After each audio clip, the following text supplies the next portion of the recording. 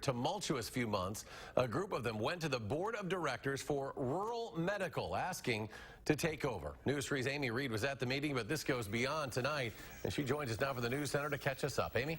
Rural Medical is the ambulance service for a collection of towns near Darlington. About 7 months back, they started looking at contracting out to a company in Iowa to deal with the lack of local volunteers.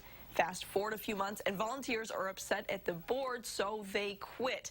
Now they're asking the board to quit and have them, the volunteers, take over. Roll call. I hope that the board of the ambulance service has an open mind and at least listens to our proposal and gives it an honest consideration.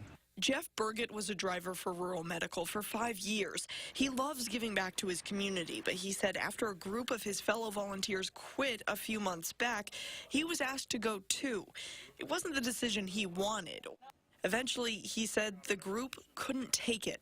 When you're a volunteer, you're doing something for, you're putting hours and hours of your time in for virtually nothing. And when you're treated poorly, there's no reason to stay. The poor treatment, he says, comes from the board of directors for Rural Medical.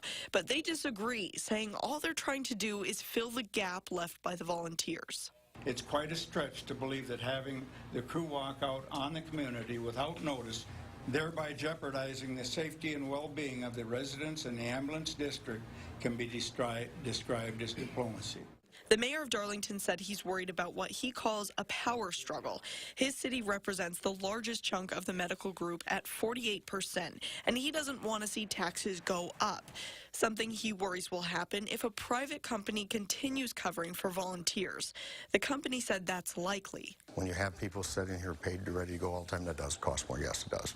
The mayor and Mr. Burgett all want to see the service go back to the volunteers. But for Burgett, he just wants to be able to serve the community he loves. All the volunteers want to come back and serve the community. And the best way for that to happen with our service is we need to remove the politics, that it needs to become a member-run service. Now, Darlington's mayor asked the board to listen to the group's proposal, but it wasn't on the agenda tonight. So even if they could listen, they couldn't vote. The chairman did say they are looking at all possible options, including bringing back volunteer service. Amy Reed in our News Center tonight. Amy, thank you. New tonight at 10.